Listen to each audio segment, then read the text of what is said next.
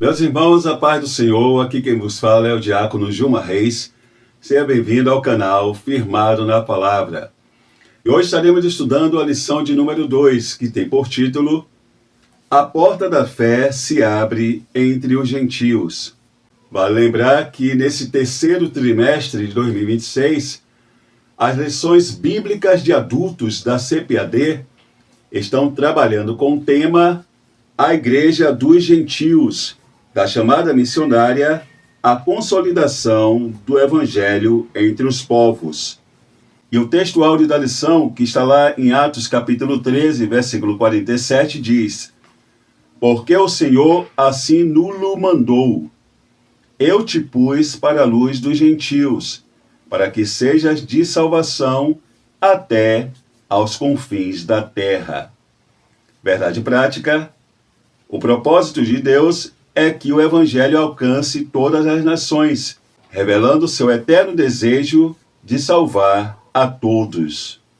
E a palavra-chave da lição é missão, que refere-se a uma tarefa, incumbência ou propósito principal a ser executado.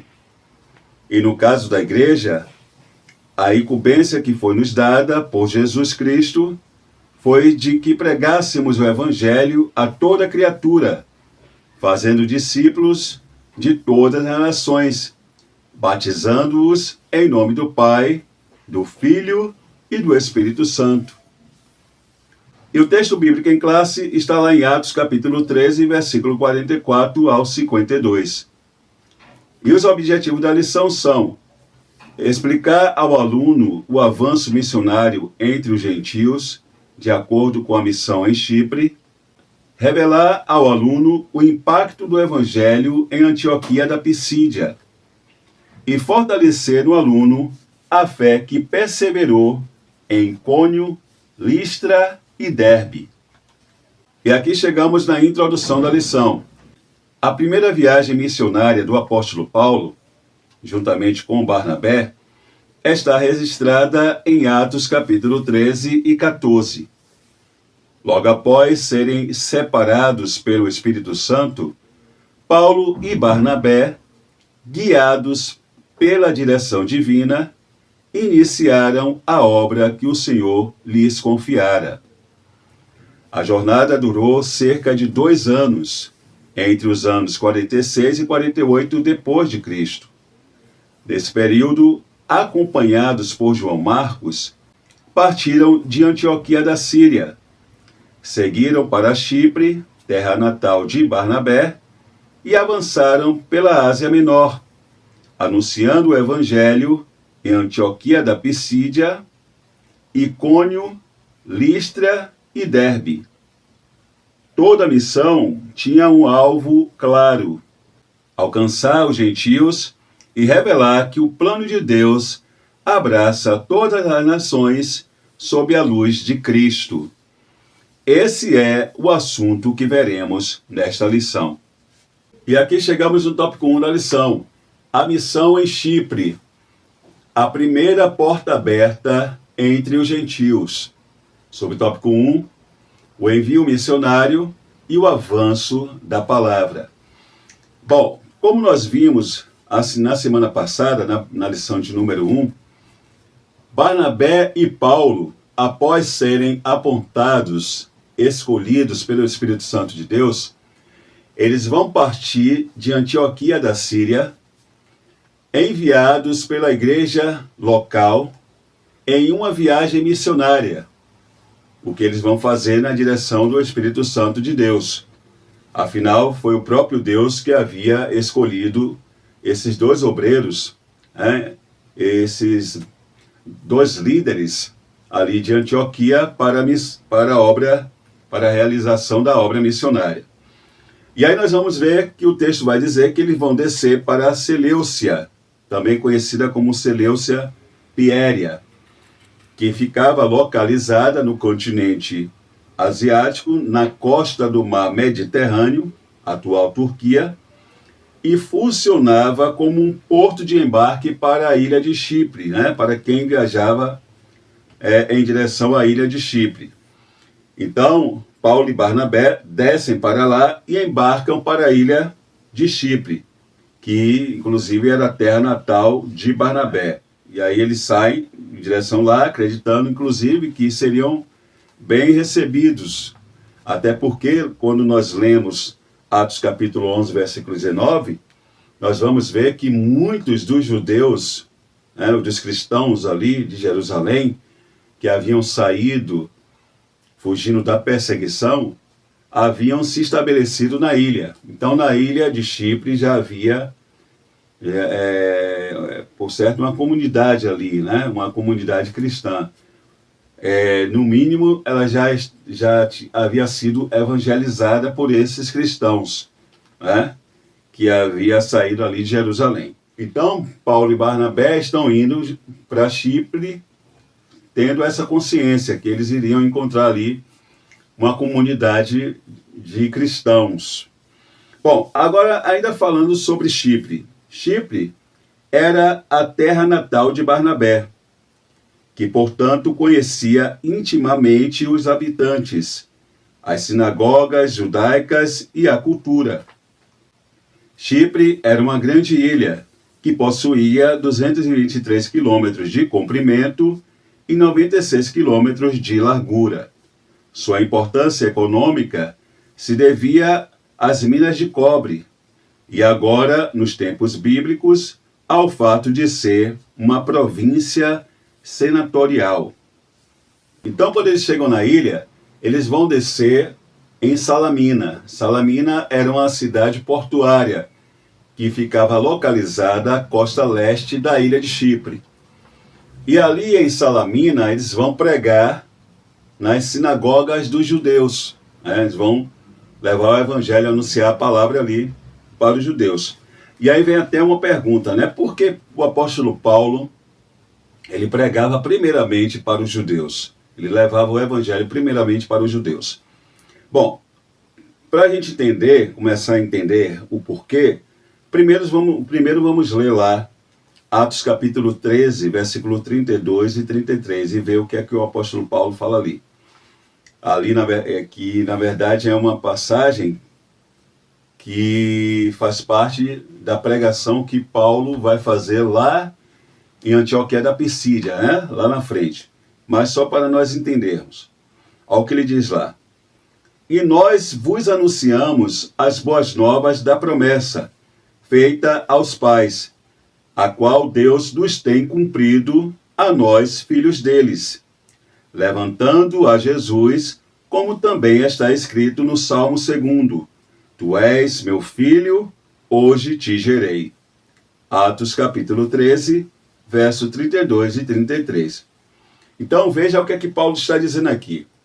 E nós vos anunciamos as boas novas, ou seja, o evangelho da promessa, que promessa do Messias, do profeta que seria levantado, feita aos pais. Tem em uma outra tradução mais específica, vai dizer assim, feita aos nossos pais. Nós sabemos que essa expressão, aqui, quando Paulo usa essa expressão aqui, aos pais ou aos nossos pais, está se referindo aos antepassados israelitas, aos patriarcas, Abraão, Isaque e Jacó, a Moisés, o medianeiro da lei, lá, está se referindo a eles. Então, aí ele prossegue dizendo, né? Foi anunciado a eles e que tem cumprido a nós, filhos deles. Veja que está se referindo deles. Ou seja, está se cumprido em nós, suas descendências. Eles receberam a promessa e ela se cumpriu agora, nos nossos dias. E aí ele fala, né? Levantando a Jesus, como também está escrito no Salmo, aí ele lembra da profecia do Salmo 2, né? Tu és o meu filho, hoje te gerei. Então, a promessa, ela foi feita primeiramente a quem? Aos judeus, aos patriarcas da nação judaica, Abraão, Isaque e Jacó. Né? A Moisés foi dito que em um tempo seria levantado um profeta, semelhante a ele, que na verdade é maior do que ele, e que o povo de Israel deveria ouvi-lo. E quem é esse profeta? Jesus Cristo.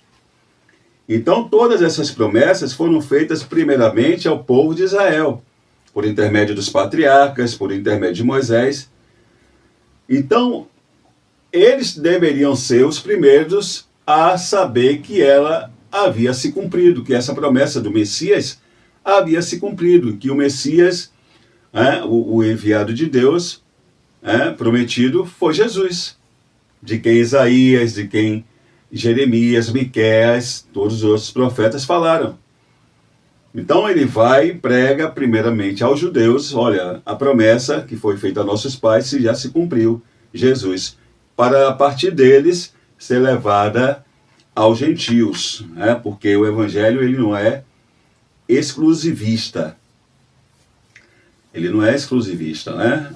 A boas novas de salvação, ela deve ser propagada a todos. Agora, Deus ele formou a partir de Abraão uma nação, que seria a nação sacerdotal, por onde viria o Salvador do mundo. Nós até saímos de um trimestre que tratamos disso, né? Veio ali de Jacó, veio as 12 tribos de Israel, dentre elas a tribo de Judá, de onde vem o nosso Senhor e Salvador Jesus Cristo. Mas a Boas Novas é para todos. Paulo vai até tratar dessa questão, aí que eu não quero entrar em outro assunto, mas só para lembrar aos irmãos, quando nós lemos lá Romanos capítulo 9, 10 e 11, que Paulo vai tratar até que a rejeição dos judeus foi benéfica para nós, gentios. A salvação chegou até nós, né? Porque está tudo dentro do propósito de Deus, né, irmãos? Desde o início, como nós já falamos que a salvação, o plano redentor de Deus, sempre teve como alvo toda a humanidade. Toda a humanidade. Agora Deus, ele traçou, como esse plano ele iria se desenvolver e tem se desenvolvido. Então, por isso que ele pregava primeiro aos judeus. Bom, e aqui na lição o comentarista vai até nos lembrar que esse princípio missionário, Paulo até falou sobre ele, foi revelado a nós nas Escrituras pelo apóstolo Paulo lá em Romanos capítulo 1, versículo 16. Bom, outro ponto aqui, que a lição já traz aqui, que nos lembra que nesse momento eles estão acompanhados por João Marcos, João Marcos, estão tendo como cooperador o jovem João Marcos. Agora, quem é esse Marcos? O jovem João Marcos era sobrinho de Barnabé e filho de Maria, que morava em Jerusalém, em cuja casa os primeiros cristãos da cidade se congregavam. Por isso que Pedro dirigiu-se até lá, assim que foi solto da prisão pelo Senhor, pois ali estava a igreja orando.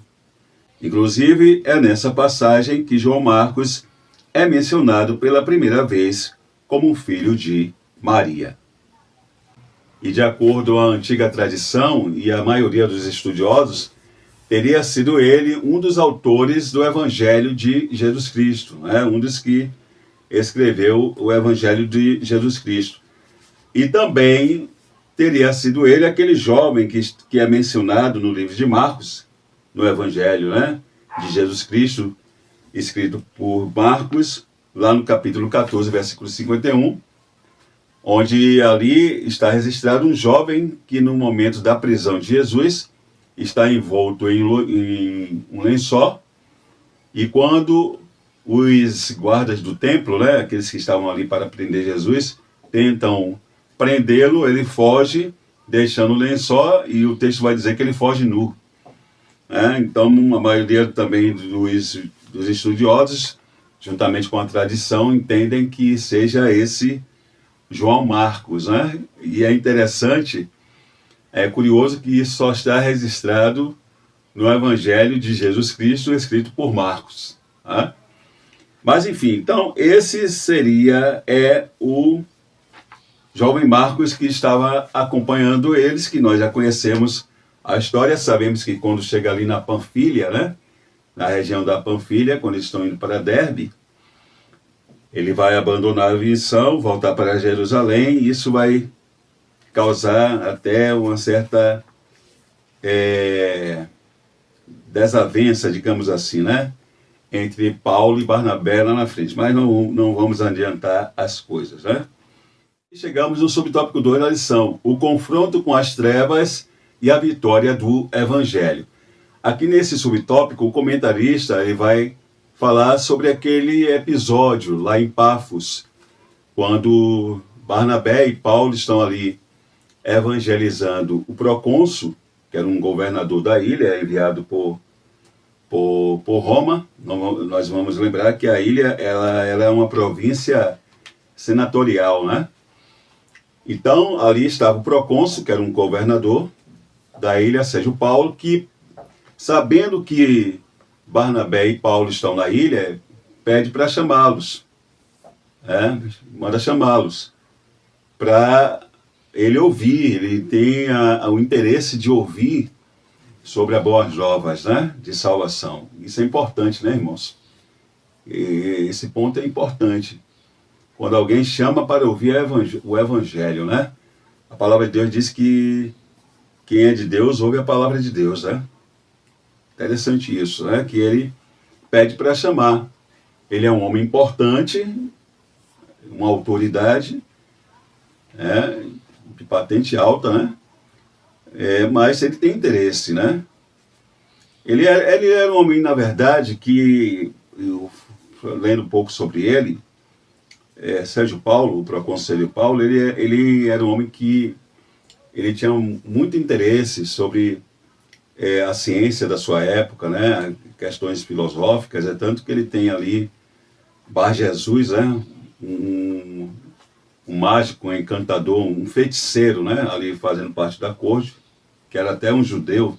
Nós falamos isso na lição passada, um homem que estava em desacordo com a lei de Moisés, porque ele tinha um interesse. Era um homem que tinha conhecimento dos deuses e deusas de Roma, mas pelo jeito ainda buscava, né, algo que satisfizesse a sua alma, né, trouxesse paz para a sua alma. E a gente vê que ele pede para chamar, sabendo que havia ali Paulo e Barnabé na ilha, pregando o Evangelho, pede para chamar e para ouvir sobre o Evangelho.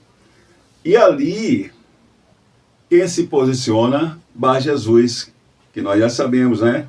Também conhecido como Elimas o Mágico. Se posiciona querendo atrapalhar a evangelização, a pregação. Que quem no momento está na liderança fazendo, transmitido, pelo que o texto nos dá a entender, é o apóstolo Paulo. E aí lá o texto vai dizer que Paulo, então, discernindo que ali era uma atuação das trevas, porque quem estava agindo não era Bar Jesus, mas nós sabemos que é o inimigo das nossas almas, que estava agindo por intermédio dele, querendo atrapalhar, colocar ruído na mensagem. Paulo, discernindo, vai, cheio do Espírito Santo, repreendê-lo, e ele vai ficar cego. E ele vai ficar cego por um tempo. Porque é um perigo, viu, irmãos? É um perigo quando nós nos colocamos como uma barreira para a pregação do Evangelho. Quando nós causamos ruídos. E aqui é bom a gente até refletir para nós mesmos, que no momento que de repente estamos sendo o instrumento para transmitir, para pregar, não sermos também o ruído. Como assim, irmão Gilmar? Nós que ensinamos e pregamos a palavra de Deus, a gente precisa ter muito cuidado com o nosso testemunho. Com o nosso testemunho, como nós estamos nos relacionando com as pessoas. Porque muitas das vezes eu posso estar pregando e a pessoa está ouvindo, mas eu estou sendo ruído da mensagem porque a pessoa, olha quem está falando. Eu estou falando de repente de amor, de perdão, de temperança, de mansidão, E como é que está sendo o meu agir? Né? E muitas das vezes até com aquela pessoa, né, na qual eu agora estou pregando, transmitindo, ali no púlpito, falando de Jesus. Então a gente precisa ter cuidado, nós que falamos da palavra de Deus, nós que ensinamos, precisamos ter muito cuidado com a nossa vida, principalmente no que tange ser um cristão. Né? Às vezes você, no seu bairro, você não dá testemunho, e aí de repente a evangelização da sua igreja local vai ser no seu bairro. E você está com um problema com o seu vizinho. Discutiu com ele na semana passada e até falou palavrão. Né? E aí? E agora você vai lá e vai falar do Evangelho, vai falar de Jesus. Dizer que Jesus salva, transforma. Transforma como você? Então a gente precisa ter muito cuidado, irmãos, com a nossa vida, né? Isso é para cada um de nós refletirmos, porque nós somos falhos, né? Às vezes nós tropeçamos e precisamos ter cuidado com o testemunho que nós damos como cristão. Nós precisamos lembrar que a palavra de Deus diz que uma alma tem muito valor para Deus, o valor que uma alma tem para Deus. Né?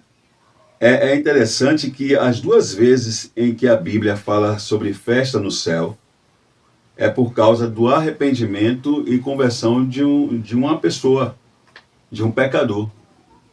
Está lá em Lucas, capítulo 15, versículo 7 e capítulo 15, versículo 10.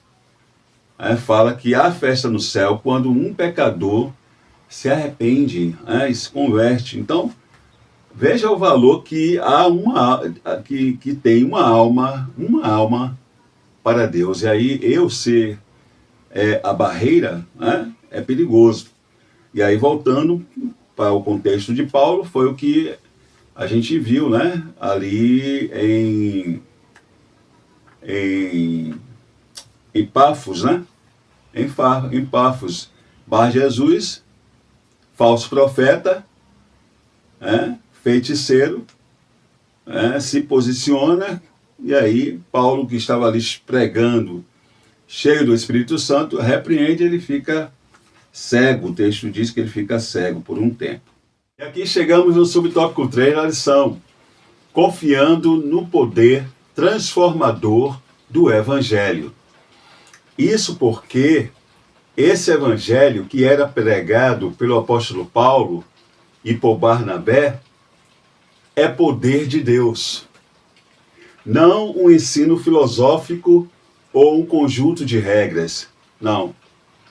Mas as boas novas de salvação em Jesus Cristo, aquele que pode curar o homem das suas enfermidades físicas, emocionais e espirituais, libertando-o dos seus medos e da sua crise existencial.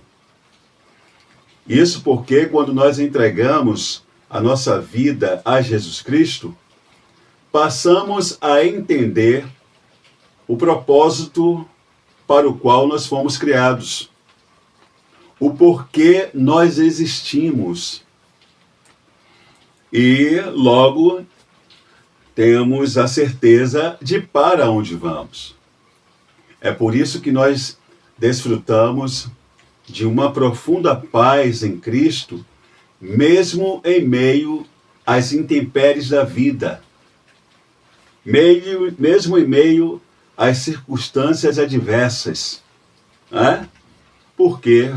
Porque Jesus Cristo, ele passa a ser a nossa segurança, que nos conduz à salvação e à vida eterna. Nós vamos ver aqui que o texto bíblico diz que o procônsul, que já estava ouvindo esse evangelho transformador, libertador, que apresenta a pessoa de Jesus Cristo como aquele que pode salvar a nossa alma, ele fica maravilhado, ele crê porque ele fica maravilhado de ver a mão poderosa de Deus agir por intermédio da vida do apóstolo Paulo, repreendendo e deixando cego aquele feiticeiro, né? Bar Jesus, aquele encantador. Então, Sérgio Paulo vendo ali, por certo, nós cremos que no momento que ele está aberto ali com interesse para ouvir, para entender acerca de Jesus, o Espírito Santo vai agindo em seu coração, achando lugar, agindo no seu coração, na sua mente, tudo indica que ele se converteu a Jesus Cristo. E aqui chegamos no tópico 2 da lição, a missão em Antioquia da Pisídia, o Evangelho que ilumina. Sobre o tópico 1, a exposição apostólica que revela Cristo nas Escrituras. Bom, antes de nós prosseguirmos aqui, vai aparecer aí um mapa aí na tela, e se os irmãos seguirem a seta vermelha, os irmãos vão ver que Paulo, Barnabé e João Marcos saem de Antioquia da Síria e chegam em Salamina. Em Salamina, como nós sabemos, eles pregam ali nas sinagogas dos judeus, atravessam a ilha e chegam em Pafos. E ali eles pregam para o procônsul Sérgio Paulo. Dali eles seguem para Perge, né? Perge da Panfilha. E aqui trazendo uma informação sobre Perge. Perge era uma das cidades mais importantes e ricas da antiga região da Panfilha, localizada no sul da atual Turquia, e foi neste ponto que eles, Paulo e Barnabé, foram abandonados pelo jovem João Marcos, que retornou para Jerusalém. Mas isso não esmoreceu os dois missionários, que continuaram seguindo para Antioquia da Pisídia, onde vão encontrar uma larga porta para o Evangelho.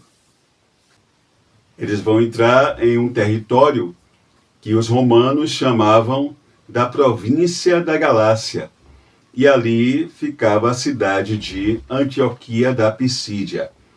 E sobre a cidade de Antioquia da Pisídia, estava localizada à margem do rio Antios. Ocupava a parte centro-noroeste da Ásia Menor, hoje atual Turquia. A cidade era lar para numerosos gregos, frígios, romanos e judeus.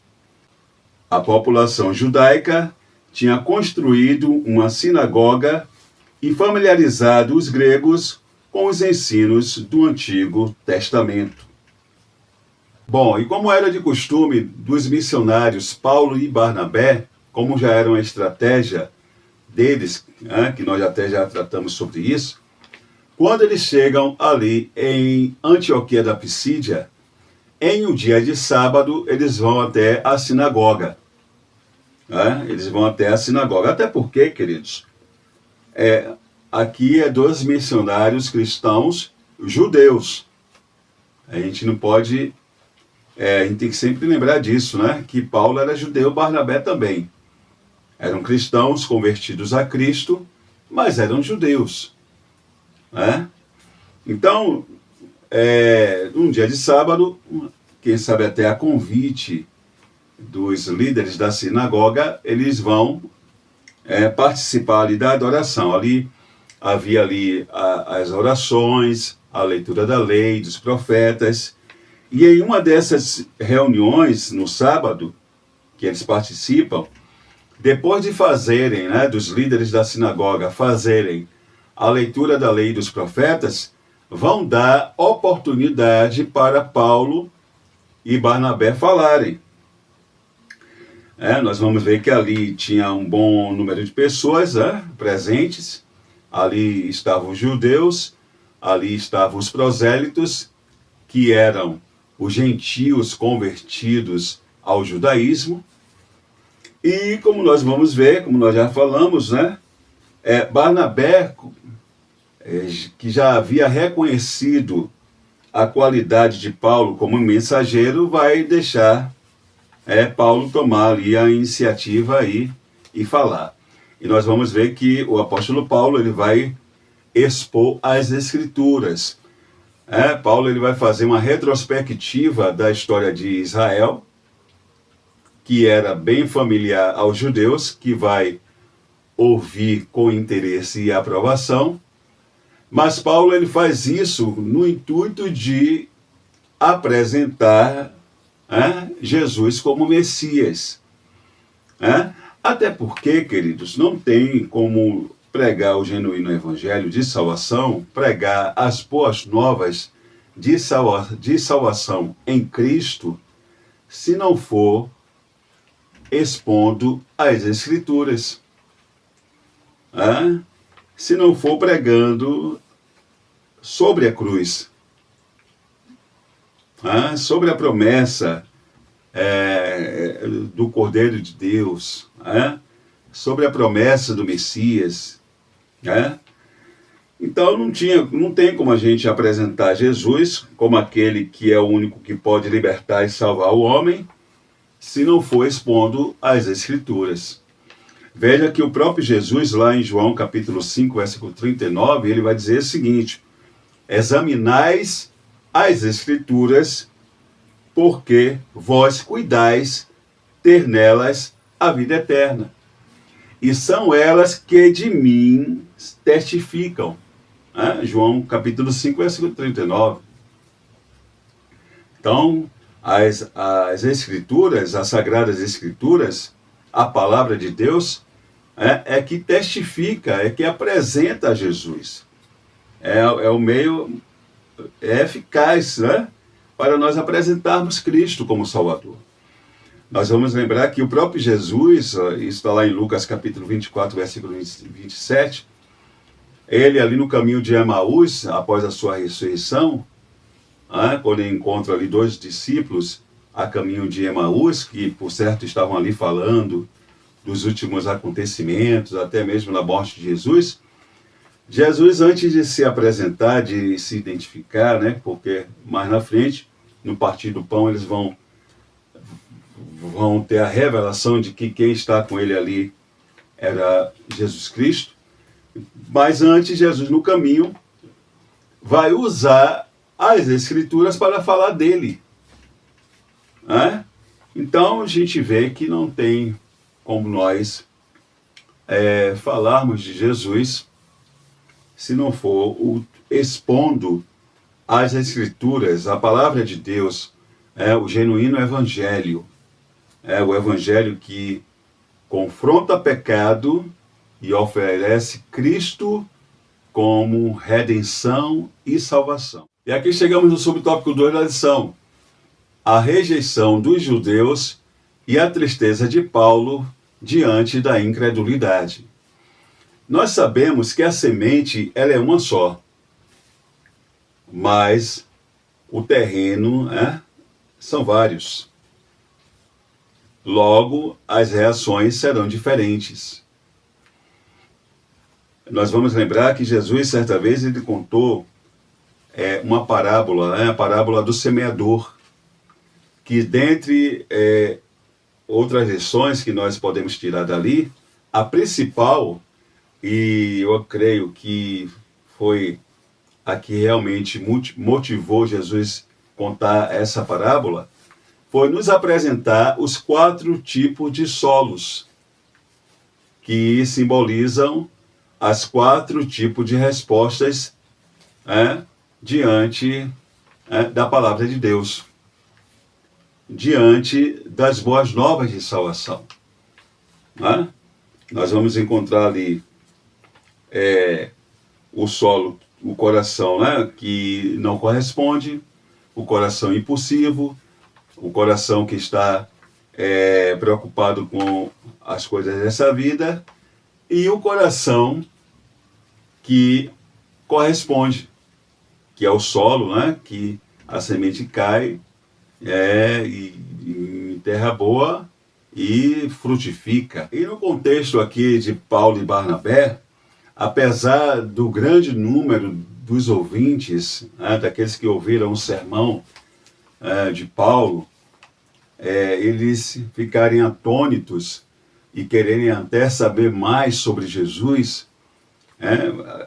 o texto vai dizer que alguns até, judeus e gentios, vão ali querer que Paulo falasse mais sobre Jesus e Barnabé, e pedem até que eles retornem no próximo sábado e preguem o mesmo sermão. Vai haver alguns da parte dos judeus que vão murmurar, vão murmurar e vão fazer oposição. Oposição essa que vai se evidenciar depois do segundo sermão, quando no sábado seguinte, Paulo e Barnabé voltam ali à sinagoga, que inclusive Lucas vai nos dizer que quase toda a cidade vai se reunir ali para ouvir o sermão, e vai haver muitas conversões, principalmente da parte dos gentios. Então isso vai incomodar os líderes, os rabinos, os líderes ali da sinagoga, que vai se levantar em perseguição contra os apóstolos. Inclusive vai incitar, dito ali no texto, que eles vão incitar algumas mulheres piedosas que frequentavam a sinagoga, para que juntamente com seus maridos, que eram os principais ali da cidade, se posicionem contra os apóstolos e os expulsem dali da região. Então eles vão sofrer perseguição, mas nós vamos ver que os apóstolos eles vão ficar alegres, porque devido a muitas pessoas que vão se converter ali, entre judeus e gentios, eles vão deixar ali uma comunidade cristã, Eles vão deixar ali já uma quantidade de pessoas que vão confessar Jesus Cristo como Salvador, e já ali em prontidão para formar uma igreja ali em Antioquia da Pisídia. Então, eles vão considerar que a missão não foi em vão. É interessante que lá em Antioquia da Pisídia não houve nenhum, o texto não vai relatar nenhum sinal de milagre, nenhum sinal de prodígios. Só vai haver a pregação do Evangelho. O que leva à salvação de uma pessoa é quando ela crê no Evangelho da cruz. Quando ela dá crédito à pregação do Evangelho. E ali em Antioquia da Pisídia não houve nenhum milagre. Ali houve a exposição das Escrituras de forma fiel, feita pelo apóstolo Paulo, que resultou em um grande número de pessoas se convertendo a Jesus Cristo, reconhecendo ele como o Messias, como o Salvador do mundo. Agora, sobre essas mulheres, uma informação, sobre essas mulheres que é citada ali no texto. Charles Ferguson Ball, no seu livro A Vida e os Tempos do Apóstolo Paulo, ele vai fazer o seguinte comentário: a adoração no templo de Baco e nos templos do deus Lua era exclusivamente para satisfazer os homens.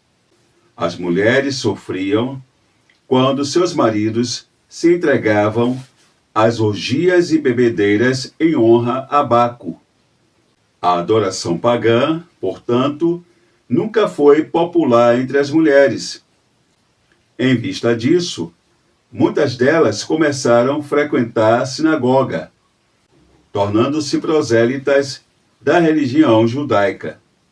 Os líderes das sinagogas instigaram essas mulheres, principalmente as casadas com cidadãos importantes de Antioquia da Pisídia, a convencer os maridos de proibir a pregação dos discípulos e expulsá-los da região.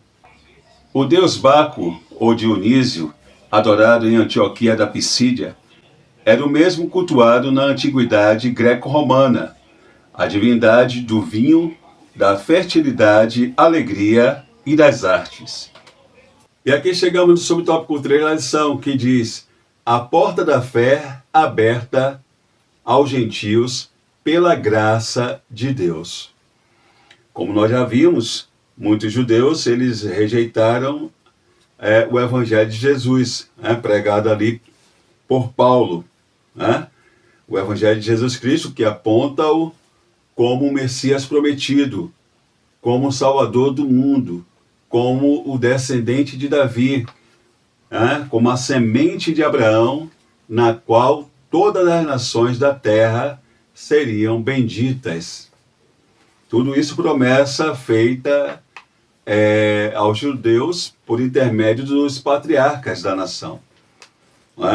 Nós vamos ver que a mensagem de Paulo aos judeus ali na sinagoga de Antioquia da Pisídia, ela começou com uma ênfase na aliança de Deus com o povo de Israel, que tinha como principal objetivo fazer com que, por meio da nação israelita, da nação judaica, todo mundo viesse conhecê-lo. Esse era o propósito de Deus. Esse foi o propósito de Deus ao formar a nação de Israel. E Paulo, como judeu, ele, como nós já falamos, ele amava o seu povo e queria dar-lhe a oportunidade de juntar-se a ele para propagar, para proclamar as boas novas de salvação aos gentios. Porque, como nós já falamos, a estratégia de Paulo e Barnabé, que a gente tem que sempre citar Barnabé, não esquecer que Barnabé também está ali, era essa. Eles eram judeus. Imagine você, seu povo, portador de uma promessa que se cumpriu. Você já tem o entendimento, a revelação dada por Deus, e Jesus Cristo deixou isso claro, que o Evangelho devia ser proclamado para todos, não é algo restrito aos judeus. Então, você sabendo disso, sabendo que o seu povo tem uma posição sacerdotal, podemos dizer assim, você vai o quê? Proclamar para eles, pregar para eles, olha, a promessa se cumpriu e agora nós temos por obrigação proclamar para os outros povos, para que outras nações também alcancem a salvação. Então, o entendimento de Paulo, de Barnabé, era esse. Mas, como nós já estamos aqui relatando já, a maioria da rejeição era justamente por parte dos judeus. E os gentios que estavam ali, fossem eles os prosélitos, ou apenas aqueles simpatizantes, os tementes a Deus, aqueles que eram como, por exemplo, Cornélio, porque aqui, só para a gente entender, quando a gente fala dos prosélitos, os gentios que haviam se convertido ao judaísmo e que haviam, inclusive, se submetido à circuncisão. Mas tinha aqueles tementes a Deus, como, por exemplo, Cornélio. Cornélio, nós não temos registro, que ele havia se convertido ao judaísmo a ponto de se submeter à circuncisão. Não, ele apenas adorava o Deus de Israel. E como nós já até estudamos em outra ocasião, ele até acompanhava os turnos de oração dos judeus. Era um homem temente a Deus, ele já não mais adorava os deuses de Roma, apesar dele ser um romano, centurião romano, ser um gentil, mas ele já não adorava os deuses de Roma, adorava apenas o Deus de Israel. Era um homem piedoso, dava suas esmolas, como nós sabemos, mas ele não havia chegado a se submeter. Não? A gente pode dizer que Cornélio era um prosélito, porque ele não havia se submetido à circuncisão. Aqui só para a gente entender, Bom, então, mas foi um homem que quando, tomando como exemplo, dentro do contexto aqui do que nós estamos falando, quando Pedro falou para ele acerca de Jesus, ele de pronto creu. Então, muitos dos gentios aqui, as conversões aqui, houve judeus que se converteram, né? Mas a maioria eram gentios, que estavam ali, ouviram, entenderam a mensagem, a exposição que Paulo fez, fiel às Escrituras, entendeu o propósito de Deus, que sempre foi de alcançar a todos, né? E eles creram. No entanto,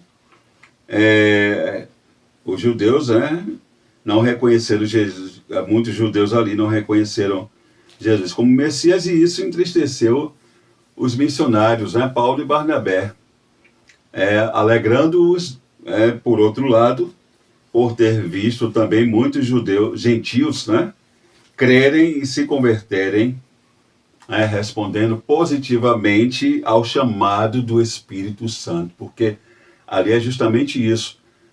Quando aqueles que não creram, o coração endurecido, E o Espírito Santo, irmãos, ele não é invasor. Não vamos nos estender mais aqui nesse tópico, mas nós sempre falamos sobre a graça preveniente. A graça de Deus é uma só, mas ela age de várias formas. E uma das formas pela qual ela age é habilitando o homem, no momento que ouve o Evangelho, ele ter a possibilidade de responder positivamente. Agora, essa graça ela é irresistível. O homem ele tem, Deus respeita a decisão do homem de ouvir, até entender, mas não querer aceitar, Deus ele respeita, ele dá a liberdade, ele respeita a liberdade que ele mesmo concedeu ao homem, de sim ou de não. E aqui chegamos no tópico 3 da lição: a missão em Icônio, Listra e Derbe, a fé que persevera. Sob tópico 1, Icônio, o testemunho ousado que enfrenta oposição. Expulsos ali de Antioquia da Pisídia, Paulo e Barnabé vão seguir para Icônio. Icônio, que era a capital da Licaônia, que ficava a uma distância relacionada, que distava de Antioquia da Pisídia, 96 quilômetros. Ali eles vão chegar, como nós já sabemos, eles vão pregar na sinagoga, porque era a estratégia, nós já falamos sobre isso, e vai haver um grande número de convertidos, tanto judeus como gentios. Ali eles vão permanecer um tempo, mas vão sofrer oposição, sempre dos judeus. Deus ele vai confirmar sua palavra por meio deles, operando por intermédio deles ali sinais, prodígios e maravilhas, mas por causa da oposição, da perseguição que eles vão sofrer ali em Icônio, eles vão para Listra. Aí a gente vê que ali em Icônio já vai ter sinais e prodígios, mas para coração endurecido, irmãos, em relação ao Evangelho, não adianta, Não adianta. É por isso que o que nós temos que fazer é pregar o Evangelho. Essa é a nossa missão. Tem 100 pessoas. Quando eu falo isso aqui, não com sentimento de falta de amor, queridos, não é isso.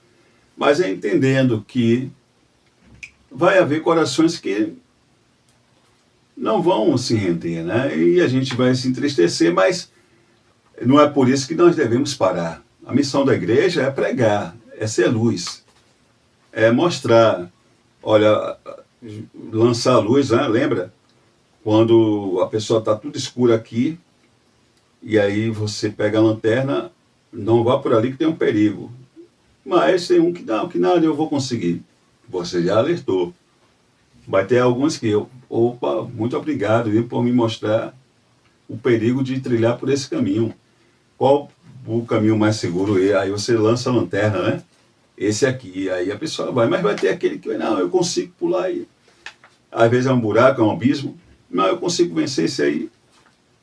O papel nosso, né, como atalaias, é mostrar o perigo de se trilhar a porta larga, a porta da facilidade, a porta do relativismo, a porta do que tudo pode, a porta que importante é eu ser feliz, a porta que importante é, né, se eu me amo e se existe o amor, então está tudo bom. É a porta perigosa de se trilhar, né? E muitos têm trilhado por ela. E aqui chegamos no subtópico 2 da lição. Listra, milagres, confusão religiosa e sofrimento por Cristo, que foi o que os missionários Paulo e Barnabé vivenciaram ali em Listra. O milagre foi aquele coxo de nascença, né? Aquele homem que era paralítico, né? Desde o seu nascimento. E que Paulo vai impetrar, cheio do Espírito Santo, a cura. E ele vai se colocar de pé e vai sair andando, saltando, e aquilo ali vai deixar todos atônitos que vão, a população ali em Listra vai querer entender que ali Paulo e Barnabé seriam dois deuses. Eles viram aquele milagre, aquele homem, desde seu nascimento, coxo, andar. Os deuses, é Júpiter e Mercúrio que estão entre nós, novamente. E aí, só para a gente entender, porque eles ali chamaram Barnabé de Júpiter e Paulo de Mercúrio, havia uma lenda ali, só para a gente entender, havia uma lenda sobre esses dois deuses, contada por Ovídio, pelo poeta Ovídio, que afirmava que esses dois deuses, eles haviam se disfarçado, haviam descido até os homens disfarçados de viajantes, e ali em Listra havia procurado um lugar para se alojar, para se abrigar e fazer assim a sua refeição, no que não havia encontrado na maioria das casas, porque foram rejeitados. E somente em uma casa de um casal de idosos, uma casa humilde, de um casal de idosos, chamado Filemon e Balques, foi que eles haviam sido acolhidos. Eles haviam sido acolhidos, haviam se alimentado, cuidados, e aí depois eles se revelaram a esse casal, como Júpiter e Mercúrio, mostrando que eram deuses, Que eram deuses. E aí conta a lenda que eles vão conceder a esse casal vida longa, a longevidade, e vão destruir boa parte da cidade, poupando apenas esse casal de idosos que, além da conta, que quando morreram, já bem velhinhos, se tornaram duas árvores. Era a lenda ali da região, o que se contava ali da região. Então, com base nessa lenda, provavelmente, com base nessa lenda, quando eles veem Paulo e Barnabé realizar pelo Espírito, principalmente Paulo, que vai impetrar ali a cura daquele coxo, eles vão querer adorá-los como dois deuses. E nós vamos ver que eles não vão aceitar, Eles não vão aceitar. Porque eles entendiam, eles tinham consciência que o poder não provinha deles, provinha de Deus. Que eles estavam ali, na verdade, sendo instrumentos na mão de Deus para proclamar o Evangelho, para que, fazendo com que o Espírito Santo, por intermédio da vida deles, da proclamação do Evangelho, agisse e muitas pessoas se convertessem. Era o poder do Espírito Santo na vida deles que realizava o milagre, então eles apenas eram instrumentos. Eles tinham a consciência de que muitos hoje não têm, que precisam ter, que não, porque tem muitas pessoas que pregam aí, às vezes 100 pessoas se convertem, aí acham que foi a sua oratória, seu conhecimento bíblico. Não, querido, foi o Espírito Santo por intermédio da sua vida, que agiu na vida dessas pessoas, né? Às vezes tem o dom de cura, que existe o dom de cura, né? Nós não vamos entrar aqui em detalhes, mas nós cremos na continuidade dos dons. Nós somos continuistas, cremos. Mas essa aí é uma discussão para um outro momento. Mas enfim, falando do dom de cura, às vezes tem um dom de cura dado por Deus, vai lá, ora, a pessoa é curada, então aí já começa a achar que não é eu que faço. Não, nós não fazemos nada, nós somos apenas vasos de barros usados na mão do Deus Todo-Poderoso. Nós precisamos ter consciência disso. Então, Paulo e Barnabé, eles não recebem adoração, né? Conta aí alguns comentaristas que dizem que os sacerdotes, né, do templo que ficava ali no centro da cidade, dedicado a Júpiter, vêm com touros, com coroas, né, enfim, oferecer até sacrifícios ali a Paulo e a Barnabé, considerando dois deuses, mas eles vão rejeitar. Isso vai fazer com que, ao passar dos dias, comece a vir, né, cresça mais a rejeição da parte principalmente dos judeus. E nós vamos ver que Paulo ali em Listra ele vai ser apedrejado, que quase matam Paulo, né? Apedrejado. Um dia que ele está ali pregando, os homens chegam e apedrejam, né?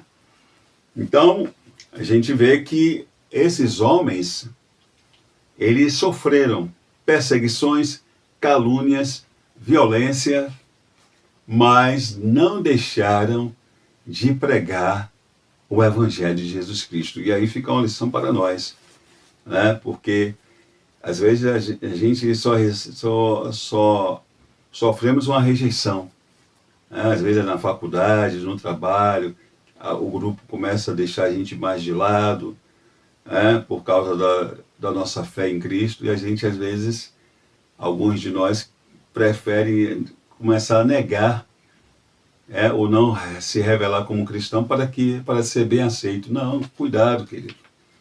Cuidado. Eu e você, nós fomos chamados para ser luz em meio às trevas. Mesmo que isso nos custe ser debochados, ser rejeitados, ser apontados, criticados como loucos, mas nos posicionemos como luz, como cristãos, como aqueles que são propagadores da verdade, que é Jesus Cristo. Porque esses homens sofreram coisas que nenhum de nós sofremos, e não abriram mão da sua fé, não abriram mão da sua identidade e missão. E aí chegamos aqui no subtópico 3 da lição. Derbe, frutos que brotam da perseverança. Bom, lá em Derbe não havia sinagoga, né? Quando Paulo e Barnabé chegam lá, essa estratégia de ir primeiro pregar aos judeus não pôde ser aplicada, porque lá em Derbe não havia sinagoga. Mas mesmo assim eles continuam propagando, né? Até porque Paulo ele falava com a autoridade de um rabino, né? Então, havia muitos conterrâneos ali, principalmente do apóstolo Paulo, que o ouviram, né? E o texto bíblico vai dizer que depois que eles pregam ali em Derbe, eles voltam, né? Fazem o caminho inverso e retornam para Antioquia da Síria. E aí chegamos aqui na conclusão da lição. Ao encerrar esse ciclo missionário, os apóstolos retornam às cidades onde haviam sofrido, fortalecendo os discípulos e estabelecendo presbíteros.